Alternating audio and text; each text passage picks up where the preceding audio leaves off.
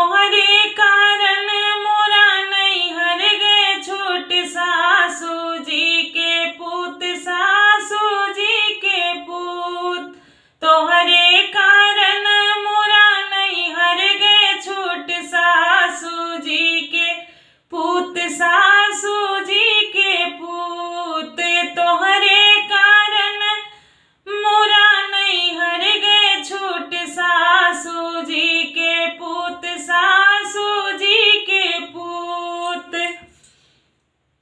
अरे तब तक कहाँ मोरा महला दो महला, तब तक कहाँ मोरा महला दो महला, महला दो महला हो महला दो महला। अरे हवा बाणे झोपड़ियों के दुख सासू जी के पूत, सासू जी के पूत। हवा बाणे झोपड़ियों के दुख सासू जी के पूत, सासू जी के पूत। तोहरे कारण मोरा नैहर गए छूट सासू जी के पूत, सासू जी के पूत। अरे तब तक कहाँ मोरा बाग बगीचा, तब तक कहाँ मोरा बाग बगीचा, बाग बगीचा हो बाग बगीचा।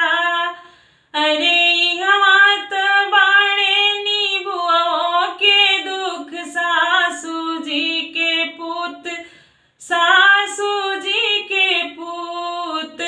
हवा बाणे नींबुओं के दुख सासू जी के पूत, सासू जी के पूत। तोहरे कारण मोरा नैहर गए छूट सासू जी के पूत, सासू जी के पूत।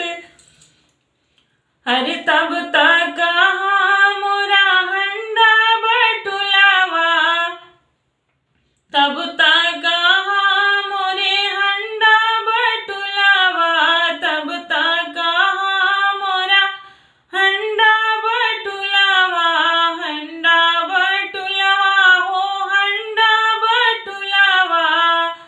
अरे हवा बाणे चमचों के दुख सासू जी के पूत, सासू जी के पूत। हवा बाणे चमचों के दुख सासू जी के पूत, सासू जी के पूत। तोहरे कारण मोरा नैहर गए छूट सासू जी के पूत, सासू जी के पूत। अगर मेरा झूमर अच्छा लगे तो कमेंट में ज़रूर बताइएगा और मुझे पूरा सपोर्ट कीजिए।